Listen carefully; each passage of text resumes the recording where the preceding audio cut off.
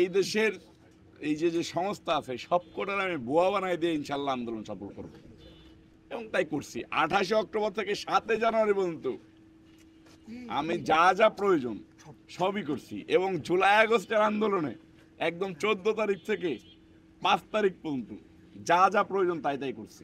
আমার কাছে মনে হয়েছে যে এদেরকে আমার প্রতিহত করতে হবে এবং এদের চাইতে আমার বেশি না না, এদেশের সুশীল সমাজরা কিন্তু অনুমান করতে পারে না শেখ হাসিনার পতন হবে।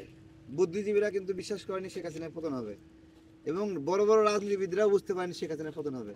কিন্তু আমরা মাঠ পর্যায়ে যারা কাজ করছি আমাদের প্রত্যেকটি অ্যাটাকিং গুলো ছিল এরকম যে আত্মবিশ্বাসী যে এই অ্যাটাকেই শেখ হাসিনার পতন হবে ইনশাআল্লাহ।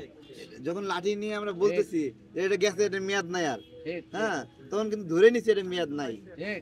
তখনও কিন্তু বুদ্ধিজীবীরা কিন্তু বিশ্বাস করে নাই যে ছেলেবেলেগুলো আমাকে বলে যে তুমি কি পাগল হয়ে গেছো, কি সব বলো উল্টা পাল্টা। আমি বলছি পাগল পাগল, আমার মাথায় অন্য নেশা চাপছে, ঠিক আছে।